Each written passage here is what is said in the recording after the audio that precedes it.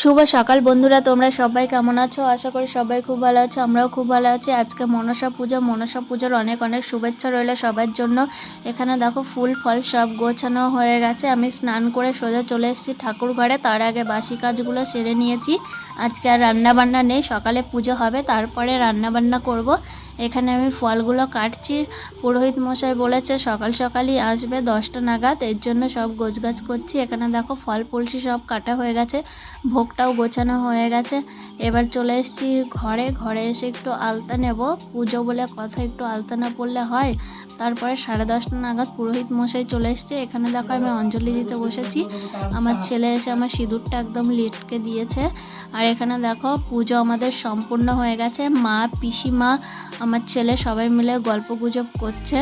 তারপর আমি প্রসাদ মাখতে চলে এসেছি। পুজো হয়ে গেছে। বাতাসাগুলো প্রথমে একটু ভেঙে নিচ্ছি। বাতাসাগুলো নরম হয়ে গেছে, আবার কয়েকটা বাতাসা একটু শক্তও রয়ে গেছে। ডলে ডলে মাখতে হবে।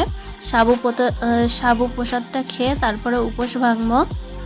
এখানে দেখো আমার পাপাকে প্রসাদ দিয়েছে মা, সেগুলোই খাচ্ছে। ফল দিয়েছে, সাবু প্রসাদ দিতে গেলাম, মুখেই নিল না। তো আজকে যেহেতু রান্না বান্না হয়নি, এর জন্য পরোটা তরকারি নিয়ে এসেছিলো তোমাদের দাদাভাই। এটাই খাবো এখন, খেয়ে দে তারপরে রান্না বান্না করব।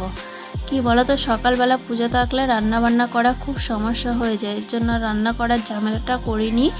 তো খেতে খেতেই তারপরে দেখি এখানে স্বয়ং মনসা দেবীর আগমন, এই যে তোমরা দেখতে পাচ্ছ কি না। তো আজকের ভিডিও এ পর্যন্তই, টাটা।